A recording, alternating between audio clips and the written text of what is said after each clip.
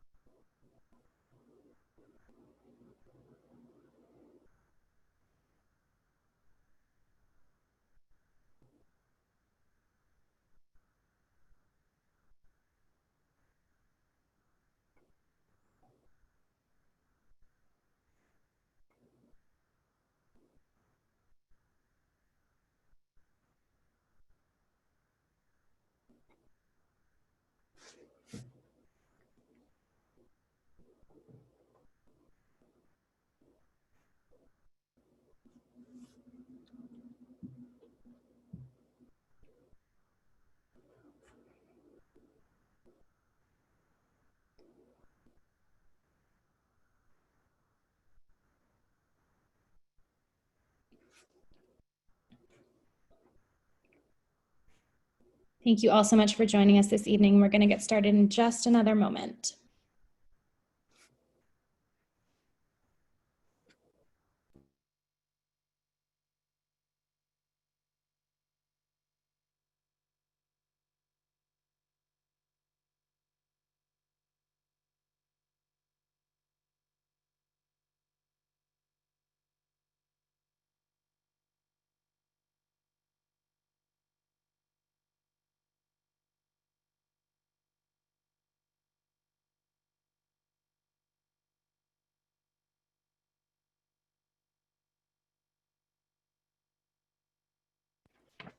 All right. Good evening, everyone. Thank you so much for joining us, or afternoon, I suppose, if you are on the West Coast. Thank you so much for joining us for our second webinar about our module, Food, How Do We Ensure Good Nutrition for All, as part of the Smithsonian Science for Global Goals project. My name is Catherine Blanchard, and there's my face.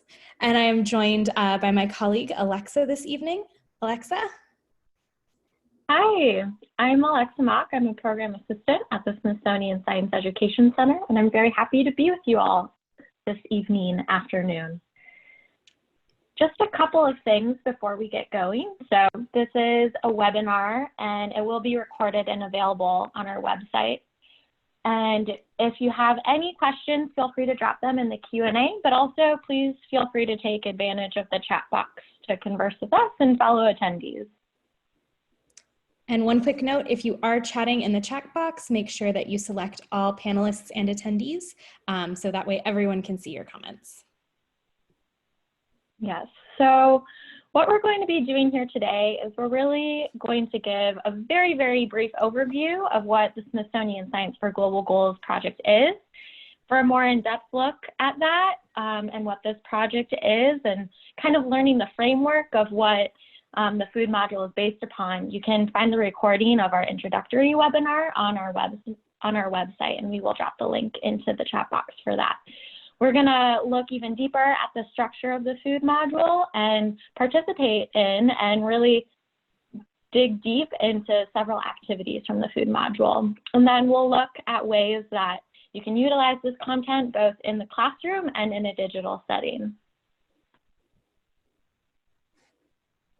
All right, so I have the challenge of providing you with the most concise background of the Smithsonian Science for Global Goals project. As Alexa mentioned, we had a whole nother webinar that went into lots of depth on this last week. So if you'd like to take a look at that, you're welcome to refer back to the recording of that webinar, and that will be in the chat box. And then to just give you catch you up to speed, if you didn't join us for that webinar, right now we have 5 modules available from our Smithsonian Science for Global Goals project. Mosquito, how can we ensure good health for all how can we ensure health for all from mosquito-borne disease? Food, how can we ensure good nutrition for all, which is what we're talking about tonight. And then the COVID-19 rapid response module, how can I protect myself and others? We do have 2 other modules that are coming up in the next year. That'll be a biodiversity module and a sustainable communities module. If you're interested in field testing biodiversity or sustainable communities, feel free to reach out and we can set you up with that. One sort of big overarching reminder is that this is really focused on a transdisciplinary approach to learning. We're working to help young people really understand how all of the different disciplines that we talk about and learn about fit together. And so some ways that we do that throughout this material is that young people learn from researchers around the world who are working on a specific SDG related issue or problem. They carry out local investigations on the same problem using their communities as their laboratories. They examine the problem through multiple lenses: social, environmental, economic, and ethical. And then ultimately they find ways to take action and address this particular problem or issue in their own local community. Just as a refresher, this is our learning framework for this project, the Global Goals Action Progression, which is founded with some inputs of learning dispositions, cultural context, and background knowledge. We sought to really bring together science education with social studies or civics education, and really take students from that phase of questioning and wondering about the world to being able to synthesize the knowledge that they have created and amassed and take action on that. And the outcomes that we're looking for students are scientific literacy and the sustainability mindsets. And those sustainability mindsets are elaborated on here: equity and justice, empowerment and agency, open-mindedness and reflection. And really at the heart of that is global-local interconnection. So now I get to turn it over to Alexa, who will give a little bit more of an engaging introduction on the food module. Yes, so we're going to start off doing an introduction activity. I will put this Padlet link into the chat box, and you can also use the QR code right there. But we will be using Padlet throughout the session to kind of record our thoughts, and we're going to start out with an activity that we have used to kind of show a task, a specific task from the food module, and we've kind of adapted it to this digital space just to get to know you a little better, for you to kind of see a little bit of what's in the module. So I will share my screen really quick to show you what you will see. So you should see a map like this, and you can click on the different location points, and you'll be able to see a picture and the location and the name of the child in the picture. And while you do that, I'll have Catherine bring back the instructions.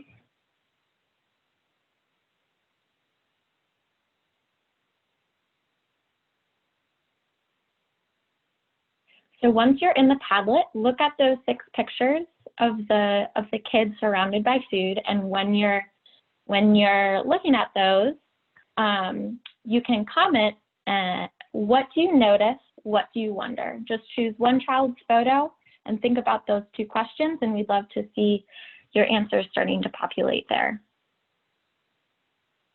I'll give you some time for that. And if you've navigated away from the Zoom screen, the 2 questions that we are asking you to kind of think about as you look at these children and the food that surrounds them is, what do you notice and what do you wonder?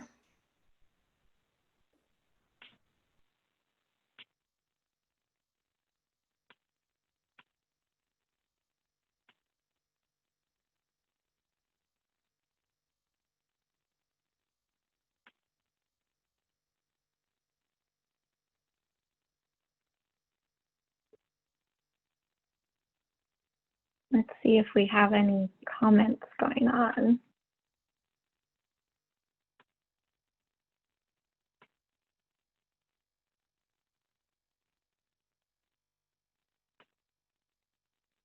Okay, we have one comment on the child in Brazil, and the individual notices the fresh fruits.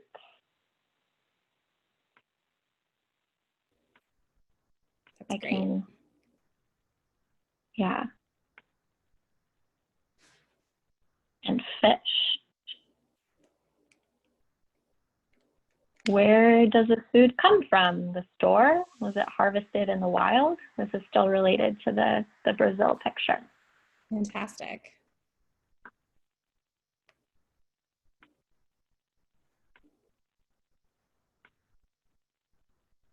Alexa, do you want to share that screen so that we can kind of see those comments coming in? Yeah. Great.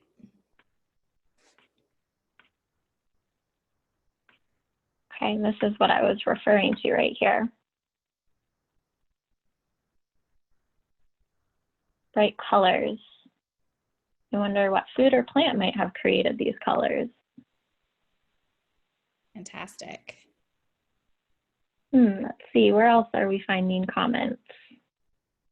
Maybe in Malaysia? No.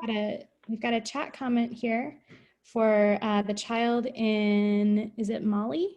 I notice a lot of fresh fruit, lots of colors. It is in Senegal. Senegal. Yes. I wonder. Access to a variety of foods. Very cool. Oh, there's a cool little. Okay, these are awesome.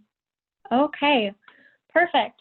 So that leads us to our next portion, which looks like some people are already doing.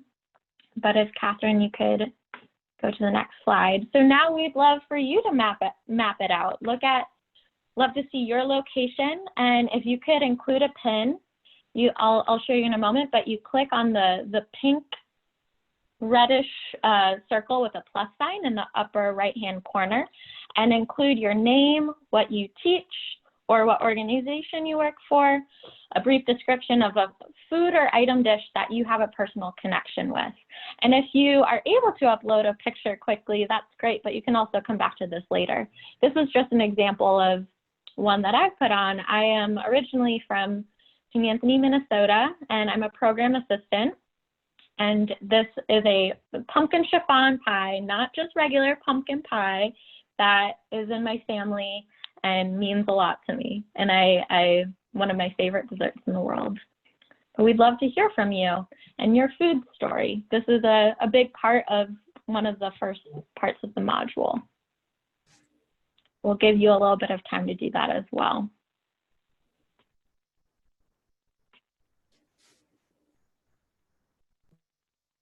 And I will share my screen again. If Catherine, you could read out the instructions one more time, that would be great. Of what they're supposed to include. Oh, I'm seeing some. Okay, New York. North Carolina. In there, go ahead and include your name, and of course where you're from, because you're dropping that pin, what you teach or what organization you work for, and just a brief description of a food item or dish that you have a personal connection with. Pasta. Very good. Colorado.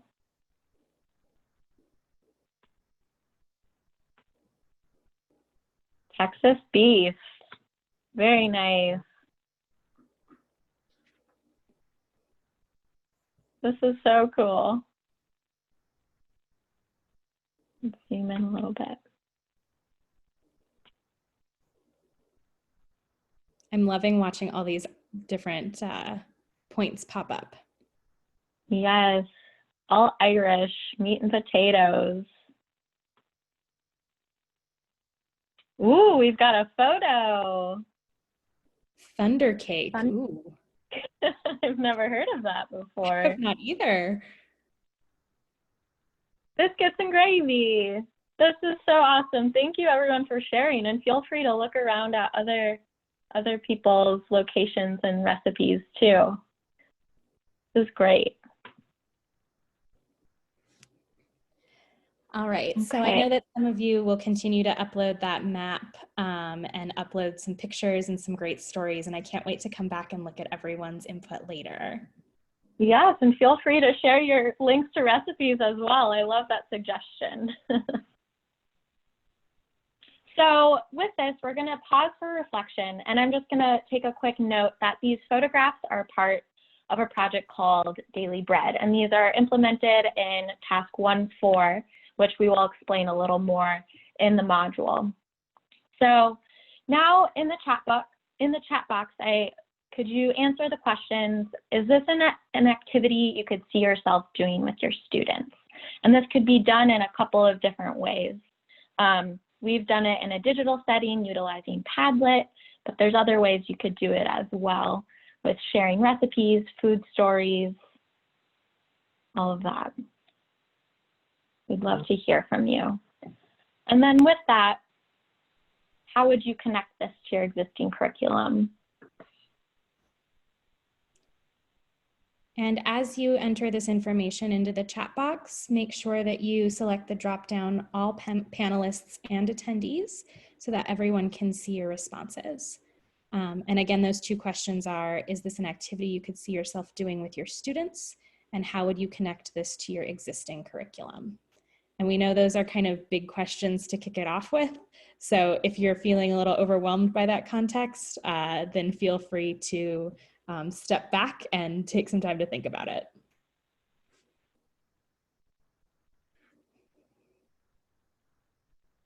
We have a great comment from Chris, who's a high school public policy teacher and teaches a course called Food for Thought.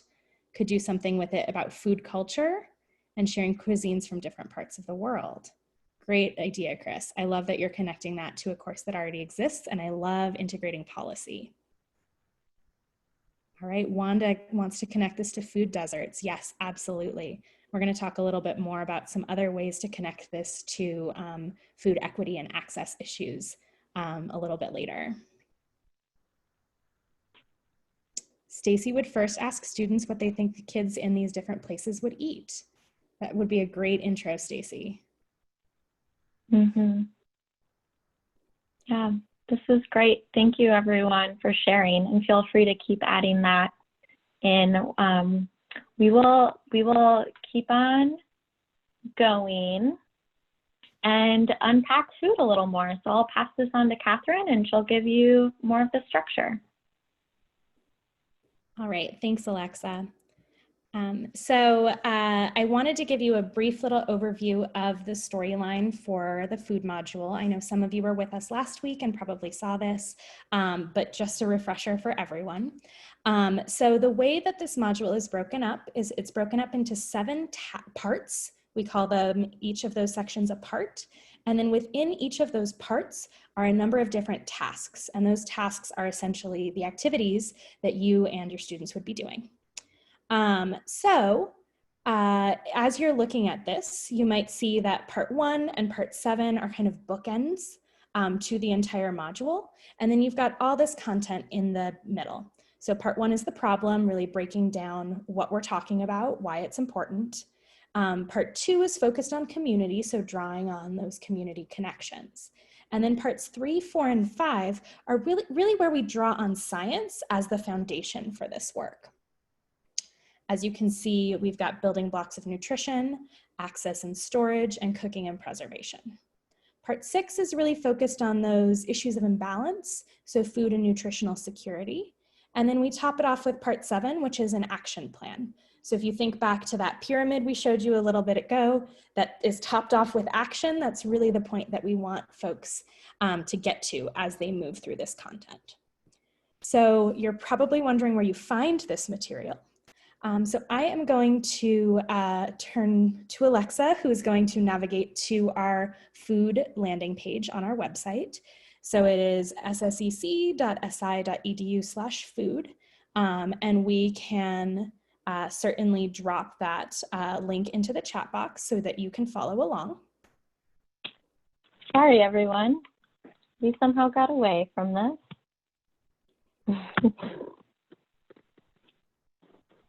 And on the food landing page, you'll see the beautiful cover here, and then we'll be able to scroll down. And you'll see a bit about the module overview, which is kind of like this webinar you're receiving right now, some safety tips. And then after that, we get through each part. So as you can see under each part, you have an option of downloading the entire part, which is sometimes a pretty large document, or you have the option of downloading it by task. So there will be a couple of pages at the front of each task that kind of give an overview of what the task is, and then a couple of pages towards the end that are really focused on how you do it. And as you can see by, inviting everyone and encouraging them to download by task, part of what we are doing is making sure that this is really modularized and customizable for your particular needs. So you can pick and choose the pieces that you want to do. We kind of recommend that you do at least parts of part 1 and parts of part 7 to create that bookend and move towards action. But of course, like whatever fits with your curriculum, whatever fits with your student interest, whatever fits with your student age group or demographic, definitely it is up to you how you use this material.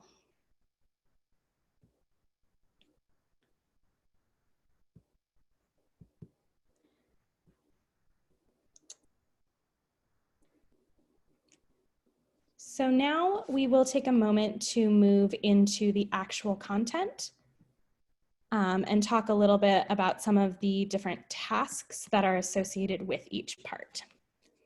So part 1, as I mentioned, is really focused on the problem. So helping young people to understand what the challenges are around the topic of food and how do we ensure good nutrition for all.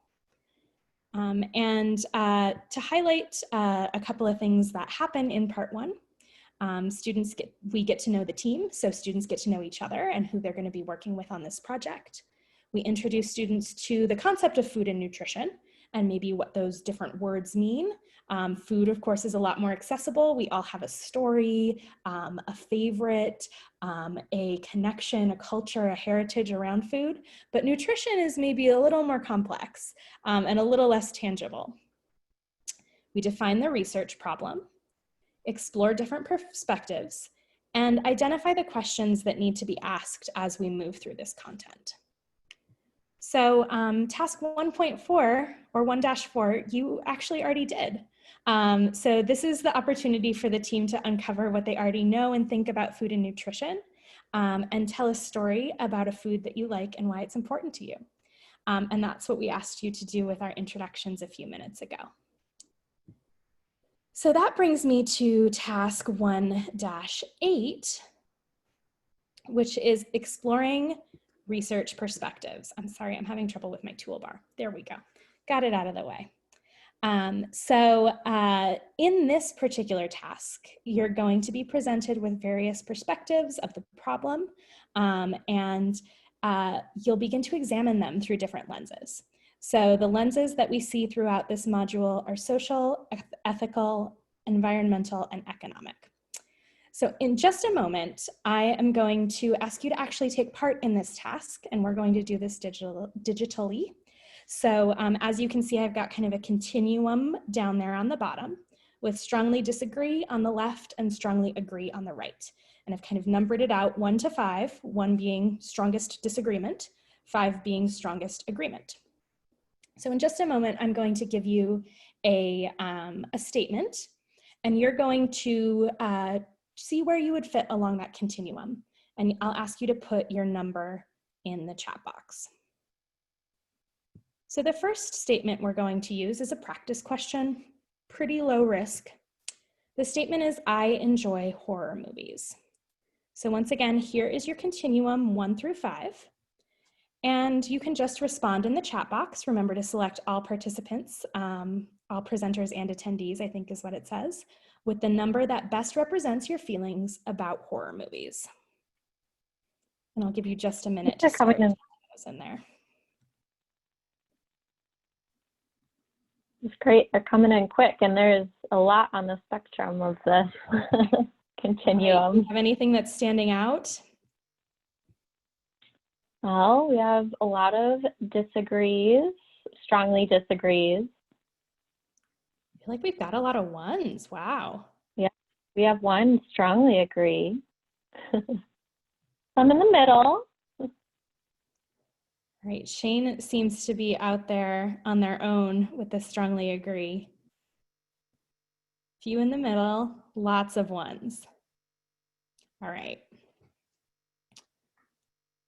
So thank you to those of you who dropped your numbers into the chat box.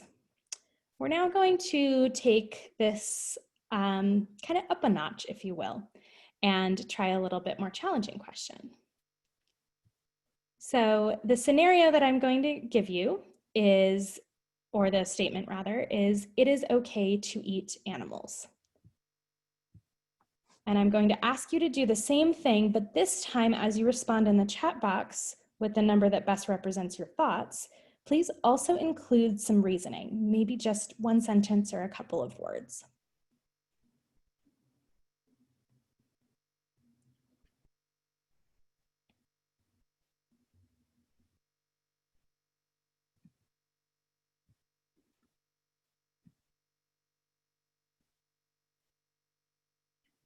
All right, Chris gives it a 5 with tradition and variety of foods.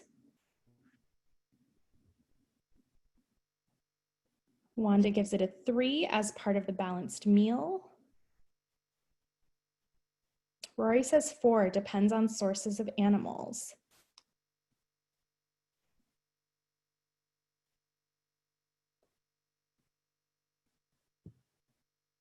I've got someone in a hunting family.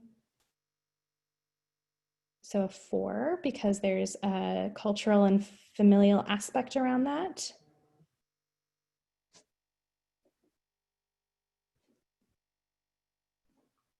All right, these are some great answers. Sustainability should be a consideration.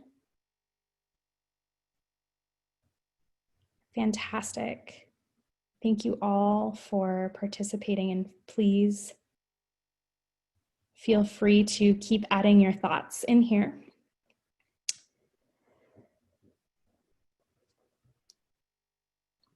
So as we move to the next slide, I've got just a couple of kind of debrief questions or things to kind of help you kind of think about this and frame this activity. The first is, was this question more challenging than the previous question? So was it, I saw those numbers about horror movies come in very quickly. And I'm not sure if that's because I asked you to actually respond with a statement or with your words. But I do wonder if you found this question to be more challenging. Especially someone like Tammy who said, I'm torn between my love for animals and enjoyment of meat. All right. So another thing that we can definitely think about is if this brings up any of those different lenses. So as you're thinking about the question of, is it okay to eat animals? Do you maybe see this through an ethical perspective, an environmental or economic or social perspective? And I saw variations of all of those lenses in your responses. Some people who were, again, torn between their love of animals and their enjoyment of eating meat. Some people who wanted to think about the sustainability of where our food, our animal food comes from, where our food comes from, there we go. Some that thought about the social perspectives of meals and foods bringing families together. And then the final debrief question is, what would you have done differently if you could provide your opinion anonymously, if your name wasn't tied to it? I actually, we were debating how we would do this question and thought about a way to do it anonymously. And we were thinking about whether there was value in asking people to actually identify themselves, for their names to be attached to what they're thinking. I think it's often harder to fight back and challenge somebody if you know them, if you can see them, if they have a name and a face and a perspective.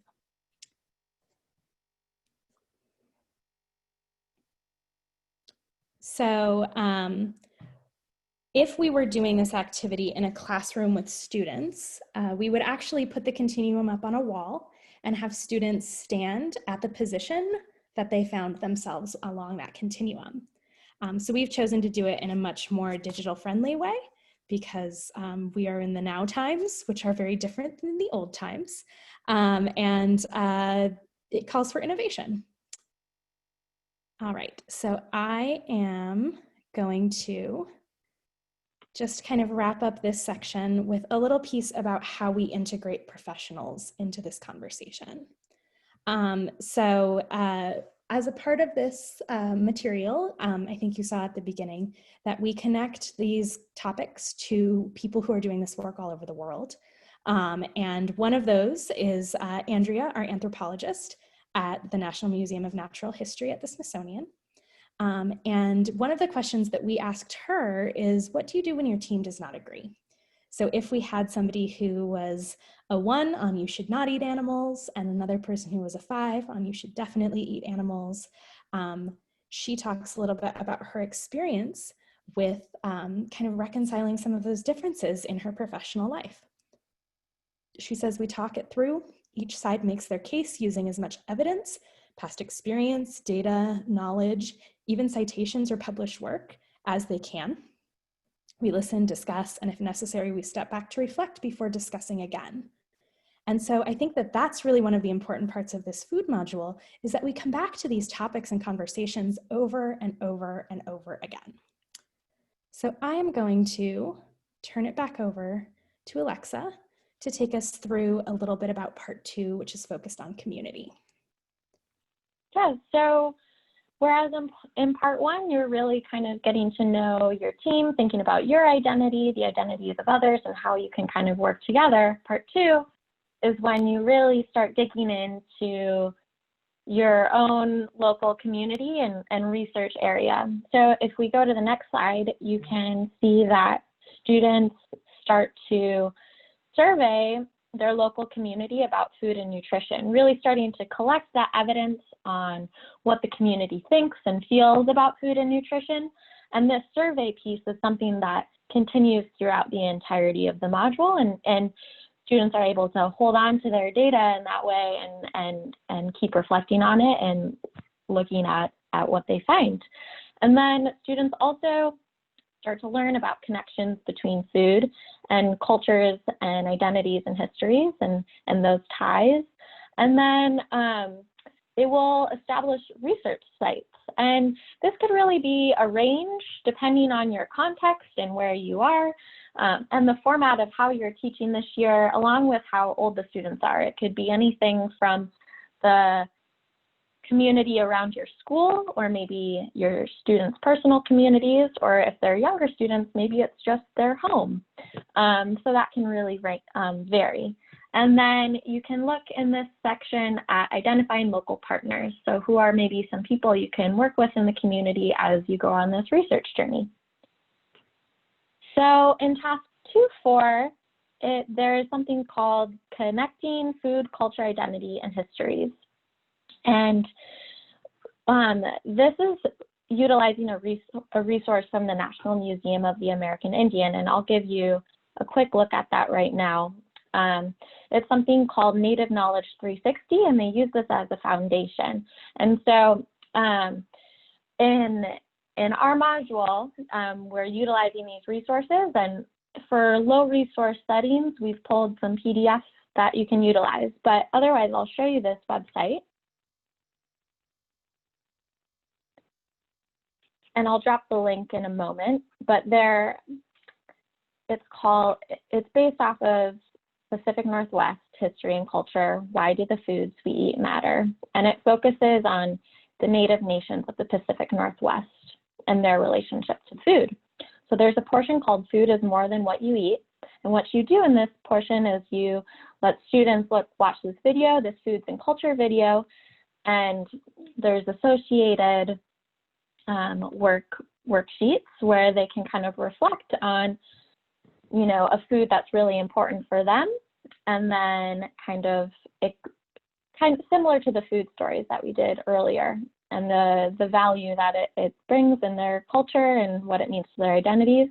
And then they're also able to look at this Native Nations of the Pacific Northwest map. And in this activity, they can look at how physical features really impact the way people live. So you'll see a lot of rivers and potentially mountains and close to the ocean, and they can kind of make some inferences based off of that. And then they can look at connections between food and culture, and just read different things. This is a very great literacy lesson as well that students can think about, and then eventually just thinking about how threats to salmon might impact cultures and communities of the Pacific Northwest if something were to change. So this is just the first part, and then the second part is, why is salmon important to Native people and the nations of the Pacific Northwest? And there's 3 specific case studies, and the students can look at these case studies and the different tools that these different regions use, and really focus on how this contributes to histories and how food contributes to histories and cultures and identities. And they really do a good job in this lesson of providing definitions for those things as well. So if we go back to the PowerPoint, after this lesson, students will then in task 2.5 will bring back the survey piece of conducting research on possible connections in their own communities. And really, this ties nicely to something that comes up later in the module as well. We come back to the Native Knowledge 360 in the 6th part. So going on to part 3, building blocks of nutrition. The students, we really get more into the science of things, really starting to understand the building blocks of food and nutrition. Students collect and compare food within their research sites and look at different things. They're also in this part able to look at local and food guidelines. There's an activity that we went through last week called Pick Your Plate, where students are able to kind of look at the nutritional guidelines in their own regions, but also the regions in other places as well, and compare those. And then there's things like making food journals, not just food journals of humans, but also of animals, and seeing how the National Zoo is able to keep up with the food guidelines that animals need as well. And then collecting those food journals in their communities. So we're gonna quickly run through task 3.5. This is estimating portion size versus serving size. And this is really trying to get at what are the differences between portions and a serving. So when you're in person doing this activity, the team first will calibrate a tool as a measuring device and look at kind of different serving sizes of different foods and how those look different. And then another part of it is learning how to read nutrition facts. And these also differ globally, but being able to read what's on the back and determine what's the serving size and maybe what do I think the serving size is. And then they're able to use the measuring device to measure out serving sizes of different products. And eventually, as you'll see in the next slide, using your hand as a way to maybe tell serving size. So we will try this out. I'm going to try it out. So the first step of this part is, without a measuring device, you estimate what one portion looks like. So one portion of, these are brown rice noodles. I hope you can see. And I'm going to estimate in my bowl what this is. And this is something that could be done at home or in your classroom with different foods. It should be noted that obviously you need to see what the context of your students' homes are and if this is okay with their parents. And it could be done with something not with food too to estimate. But I'm going to pour a little in. And so the serving size is 2/3 of a cup. And this is how much I would want to eat personally. So I'm hoping that this is the serving size. So now what you would do is you have this data sheet. And I did that first without a measuring device. Now I'm going to do it with a measuring device. And I only have 1/3 a cup, but I'm going to see if I got 2/3 correct. Sorry, you can't really, it's kind of hard to tell. Alexa, I'm going to stop sharing. screen so that you're nice and big and everyone can see you measuring your pasta. Okay, here. I did pretty well, actually, I think. Okay, true. So this is 2/3 a cup, and this is how much was left. So I'd say I estimated that pretty well. But if we go back to the PowerPoint, you can enter into your data sheet the name of your food items. I'll put brown rice noodles. The serving size amount is 2/3 a cup.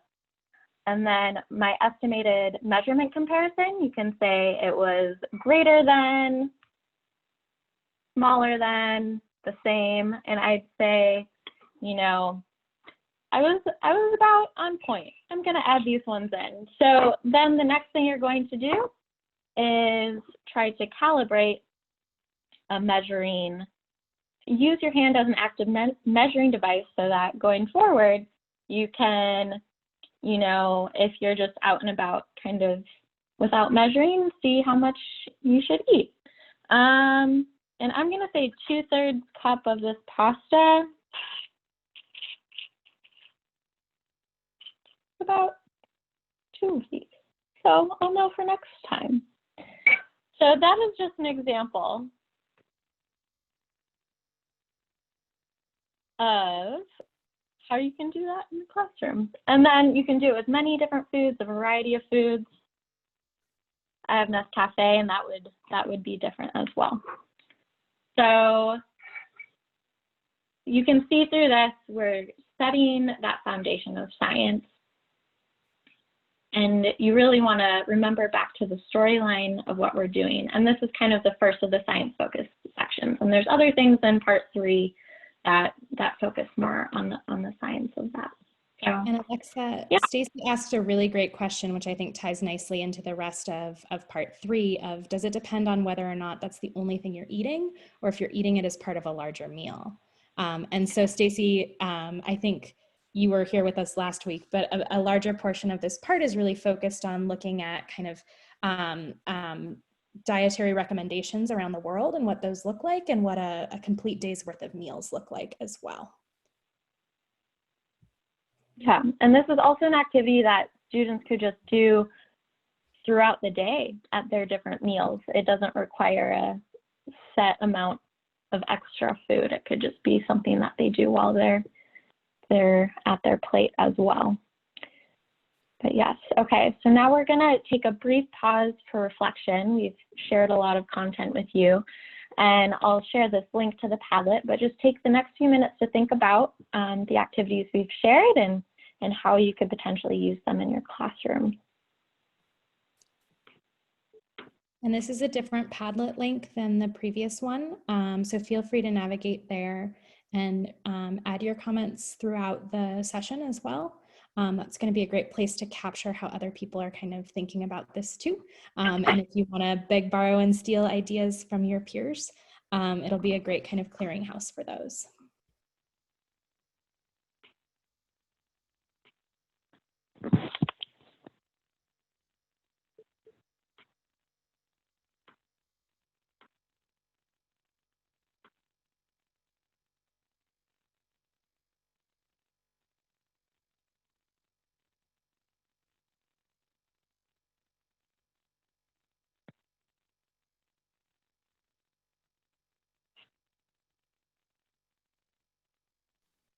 So it looks like we've got at least one person taking advantage of this Padlet.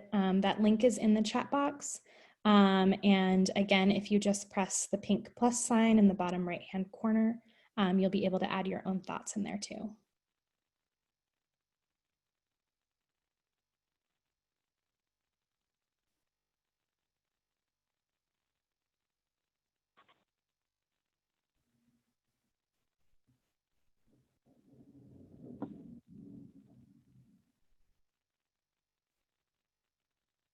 We have another comment on the nutrition and serving size about tying the servings per container to the cost per servings. I love that. Really bringing in the kind of economic approach, a way to teach financial literacy as well.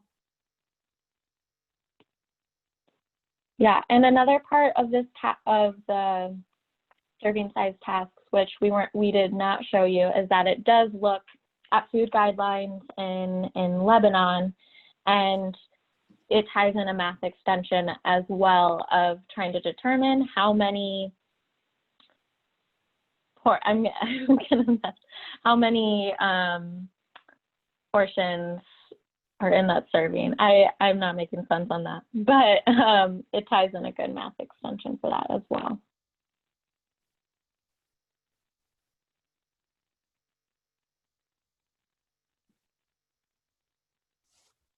All right, we've got some great ideas coming in here. Great way to scaffold across K through 12 regarding healthy living and food portions.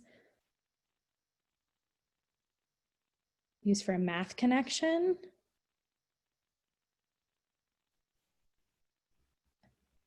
A good understanding of measurement and size. These are some great comments. Engineering packaging. Ooh, we're going to talk about that in just a minute, whoever wrote that.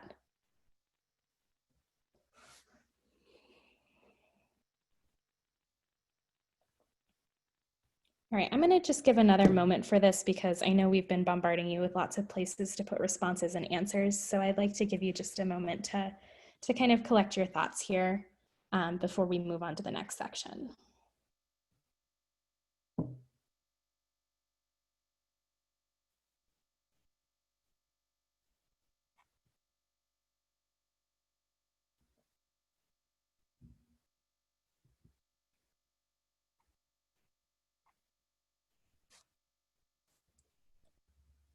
Some really great comments in the Padlet, everyone. Thank you so much for sharing your thoughts and ideas there.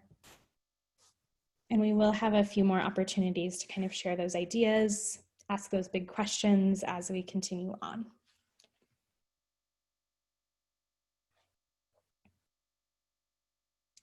All right, so turning our perspective towards part 4, access and storage. I will take you through a couple of activities from part 4, which focuses on where and how food is accessed and also where it's stored across your community. Identifying and analyzing what those different access points for food are. So both type, quantity, quality, location, and then some research strategies for how you might store food. So task 4.1 is identifying and mapping food access points. And I actually went ahead and did a little demo of this for you from my life. So on the right, you have Southeast Washington, D.C., which is where I live, just on the west side of the Anacostia River. And you can see my home there is kind of in the middle. And then I've got my food access points around there. So I've got a little market like 3 blocks away. I have a Safeway half a mile away, a Costco 5 miles away, and then a corner store, which is really just a bodega like 2 blocks away. And then on the left is where I'm currently at. I'm at my dad's house in Livingston, Montana. So from where we are, you see home with the X there. We've got a convenience store a block away. And then the town and country food is probably, I don't know, 3/4 of a mile. The Albertsons is another mile or so beyond that. And then we've got another local market beyond that. So I've got 4 access points on both of these maps, but they mean really different things. First of all, I don't own a car in DC. So going half a mile to get bags full of groceries is actually a little bit labor intensive. And going 5 miles to Costco is basically impossible. And then on the left, you know, we've got a convenience store right down the street, but we drive to get our food. And our favorite place to go is the place that's 3 miles away because it's small and local. And we really like the quality of the produce there. So there's a lot of different things that can be done with these different maps. You know, first of all, there's kind of the math and geography portion of defining the map area and doing that mapping. There's the analysis, which I just broke down a very simple car versus no car analysis for you right now. Calculating the accessibility of food and maybe figuring out a way to score or scale those across your community. And then we get into the challenging topics of issues of equity and access in our community. So for me, I chose, a couple of miles radius for what my community or my research site looked like in these two places. Doing this with students, if their world has suddenly become much smaller because of COVID-19, maybe their food access site is their refrigerator, their pantry, the school lunch that they receive that they go to pick up with their families now, and maybe like grandma's house because she bakes cookies. Those are the different kind of scales that we can do this upon.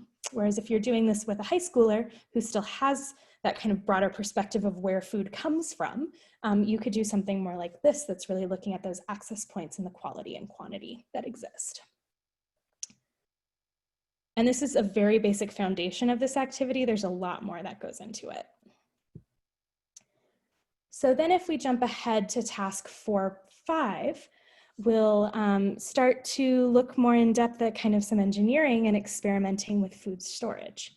So in this task, you're going to experiment with designs for a device that keeps food cool based on a real world scenario. Ooh. And the scenario that we have today is about Jackie. So Jackie rides her bicycle to get her produce. Her favorite food access point is 7 miles away, and she needs to be able to keep her food cold, like 40 degrees maximum, when the average temperature outside is 90 degrees. What would a food storage container for Jackie look like, and what would it be made of? So I am going to give you the next minute to sketch your ideas. So if you have a pencil and some paper nearby, you might start drawing this out. If you have a computer screen in front of you, maybe you just start typing out what that might look like. Thinking about the specific constraints for our friend Jackie. So some of her specific constraints are obviously that something has to be durable. She's going 7 miles on a bicycle. It has to be light because of that same distance that she's going. It has to be really, insulated to keep the food really cold.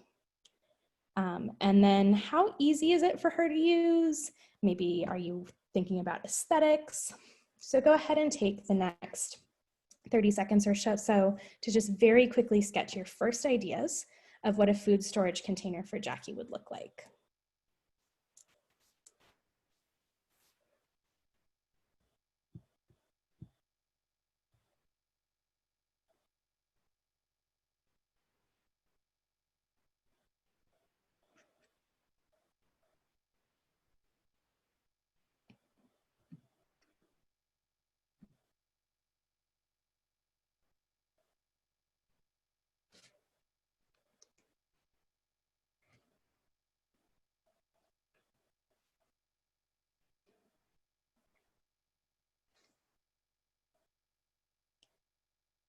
All right, so I hope some of you have gotten the first little bits of an idea down of what a food storage device would look like for Jackie. This is the first part of this particular task, the first task within a task, if you will, that's focused on kind of that initial design concept. And after that, we would ask students to go on to really conduct that engineering experiment of building what a food storage container would look like, thinking about how it would keep things cold.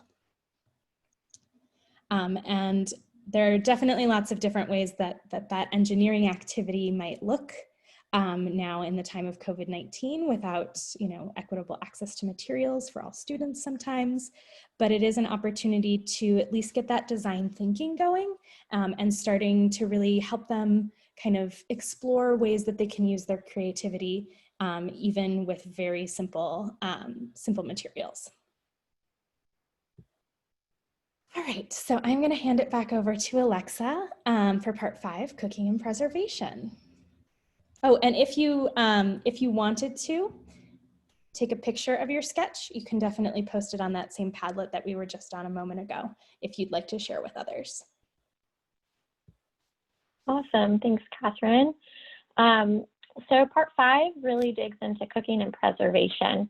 And this is where students start experimenting with processing and cooking and preserving foods to meet their local and global needs. So if you go to the next slide, just a couple of things that they do. They also are involved in analyzing and cooking tools and methods and comparing those in different places. There's an activity where they really dig into preservation techniques and what that looks. And all of these things, you know, have science deeply embedded into them. And then they also bring into that, dig into that research piece of looking into their own communities and what exists there. So an example task just that kind of introduces this, this part is task 5.1, exploring ingredients and recipes. And in this task, students are looking at 5 different ingredients from different food groups and really looking at how those are used all around the world in different ways. So the goal of the activity is really to figure out which food photos and descriptions and cultural notes go together. So yeah, you can go to the next slide and you will see, these are just a few examples that you can kind of print it out at home or have at in your classroom. But you can see these food photos, and then there's a description and a cultural note. And these will be all next up, and students are tasked with matching those and sorting them. And then once you go all the way through these, students are able to kind of compile their own recipe organizer or a class recipe organizer of how they use those 5 ingredients in their homes or their local communities. So that's really just kind of introducing to ingredients and how they can be used in many different ways and in many different places. Which brings us to part 6, food and nutritional security. Before we get there, can I just point out how adorable it is that the Hertzoggies are named after Prime Minister JBM Herzog from South Africa, who really liked them. I just think that's the best name for a dessert, and the strangest way to get that name. I think it's fantastic. I love it. All right, so food and nutritional security. So in some ways, this is really the capstone of the sort of socioscientific pieces of this module, because we're looking at issues of both food security, so access to food, but also nutritional security, so quality of food. So during this section, students are going to explore a variety of food and nutrition-related imbalances within their community. So this is where we start really connecting to community experiences, looking at nutritional and health connections, thinking about any medical issues that might be abundant in the community and how food is connected to those, exploring the diversity of foods that are eaten and how those foods are prepared. And then the population or urbanization imbalances. So if you remember back to my map, looking at my few square blocks in Washington, D.C., there's more people that live in that 1 or 2 mile radius than live in the entire town I'm in Montana. So there's also a lot of potential imbalance that happens with that urbanization. And this is where we come back to that problem. So how do we ensure good nutrition for all is our problem that this module is focused on. And we really start to dig into that locally. So how do we ensure good nutrition for all in our community? So one way that we do that is to go back to those stories and the topics that are covered in Native Knowledge 360. And explore what the local and global food connections that might affect food and nutritional security. And this is potentially a really huge topic. So it is possible that we are, starting to talk about things like the global supply chain of food and agricultural issues. But we did really try and focus this particular module on that kind of store or farm to table connection. So how we as individuals interact with the foods that we eat. So that's a way to kind of put some boundaries on the topic if you need that, because your head might be ready to explode. The other thing that happens here is we explore both these local and global contexts. So we're not just looking at how we as individuals interact with our food, but how individuals around the world interact with their food. And where it comes from, what the quality is, what issues of food and nutritional insecurity are, and where those take place. And we do this, as both a historical and forward-looking activity.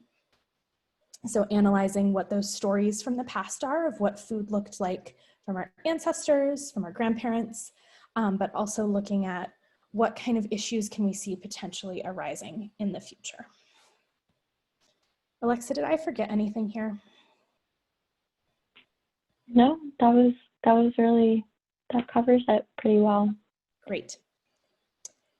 So finally, we get to the beloved community action plan, which is really where we're looking to go throughout the whole module.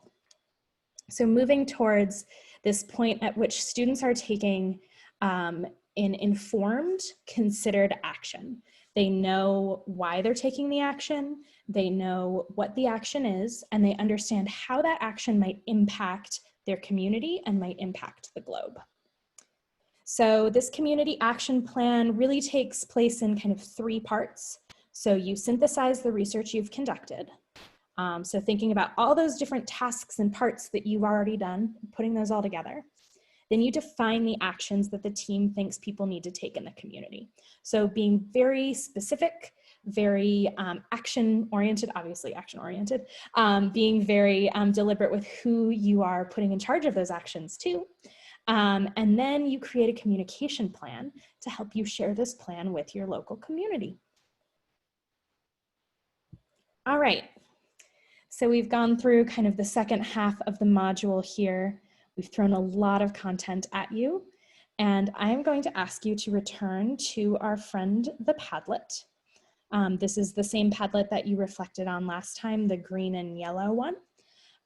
So this is an opportunity to share out your implementation ideas. Think about how you might want to use some of this, if there was something that really resonated with you, if there was something that you're like, well, I could do that in this context and here's how, that would be fantastic. So I'd love to hear from all of you. And in just a moment, as those responses start coming in, we will navigate back over to that Padlet.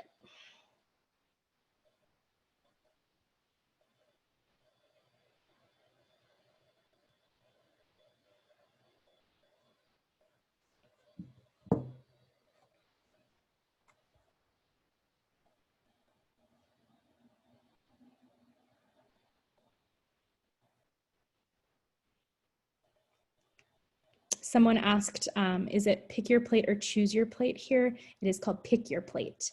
And that is our simulation of food from around the world, where kids can pick a day's worth of food. And it's available in the App Store if you want to play it right now. It's also available on our website.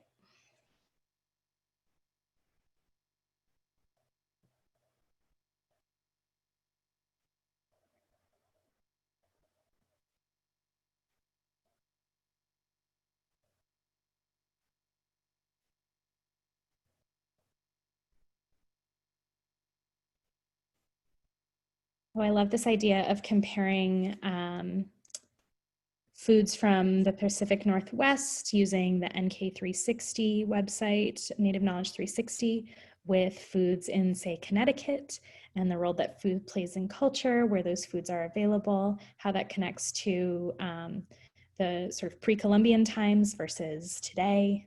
Love that idea.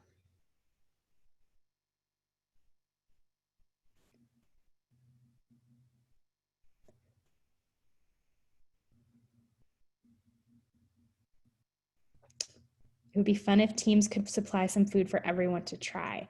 Yeah, I think that that is probably the thing I miss most about doing this in a digital setting is that we don't actually get to eat anything. And I think that so much of the power of this is sharing meals. So I think that that would be a really cool way to connect this if you are in person. This is a great comment, using food as a topic to discuss multicultural preservation and appreciation. Yep, and under the heading here of appropriation versus appreciation, definitely.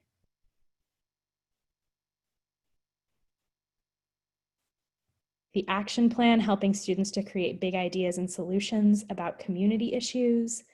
Fantastic, that's what I love to hear.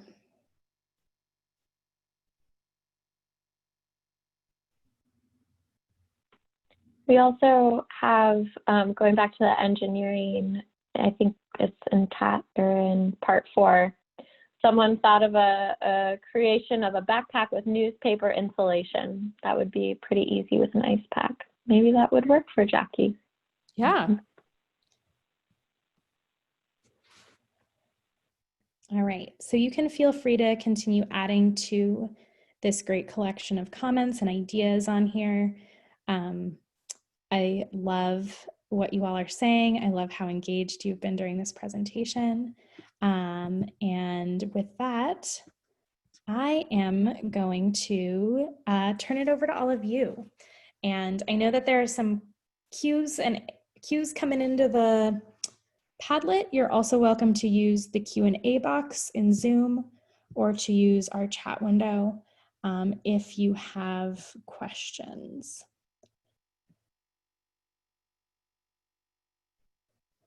And I did forget my little FAQ slide in this PowerPoint, but a couple of quick things to note that I can kind of answer that might cover some larger Q's and A's are that this material is all free and available on our website. It would take probably 12-ish weeks to do the whole thing start to finish, but that's really not how it's intended. It's intended to be sort of modularized and customized to your particular needs. It is intended to be used with students ages 8 to 17, but I have seen some of this material done with younger students. I've also done a lot of it with adults. We've done a lot of it here tonight. So depending on the age group that you're working with, you might make some adjustments within the material, but it really is intended for a broad swath of people. And I think those are the big questions that I often get. Alexa, are we getting any more questions on the Padlet?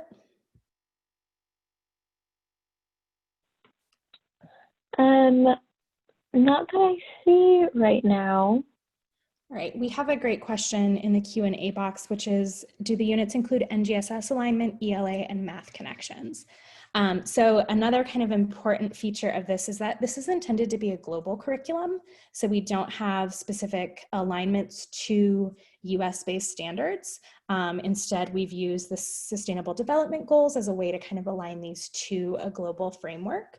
And there are specific callouts for literacy extensions and also for math connections, though they are not specifically NGSS, ELA, and math aligned. Thanks for that question, Wanda.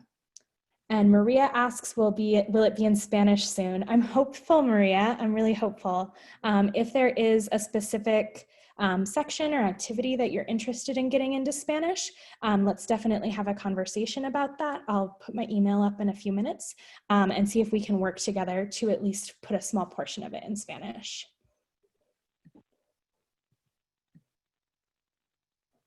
Jennifer asks, do you think it could be used by a community education project like Leah's Pantry? I'm not sure what Leah's Pantry is, but if you're talking about community education projects that are focused on food, then I think definitely, Jennifer, I think there's some great material in here that would be a foundation for people to just understand the food and nutritional insecurity that exists in their own community. I think it would also be a great way to help kids or adults understand their own nutritional needs. So yes.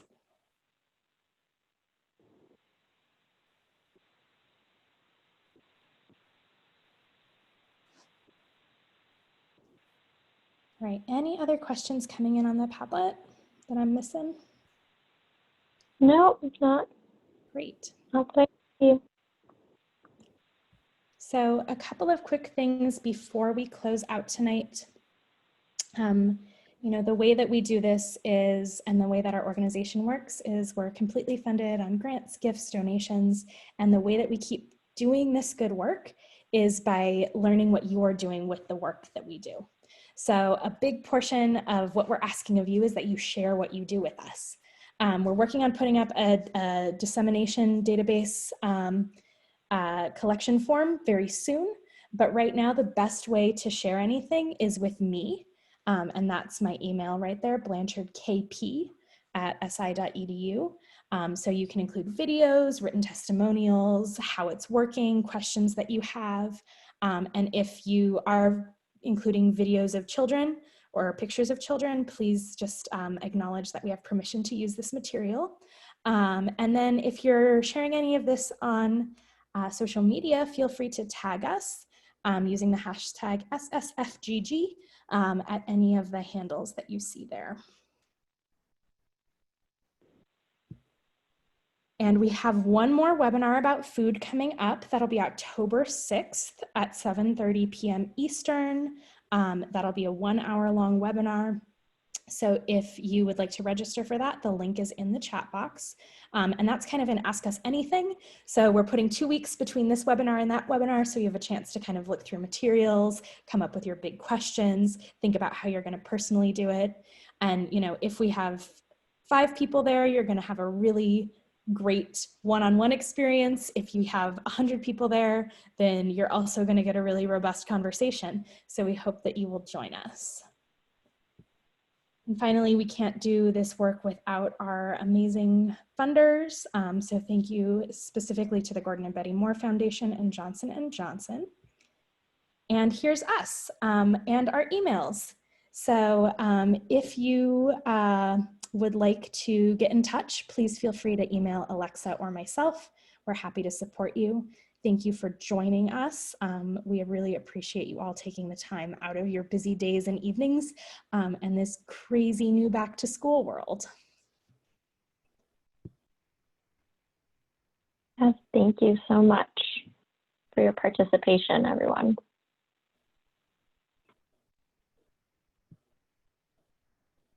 All right. Thanks for joining us, and we hope to see you in 2 weeks.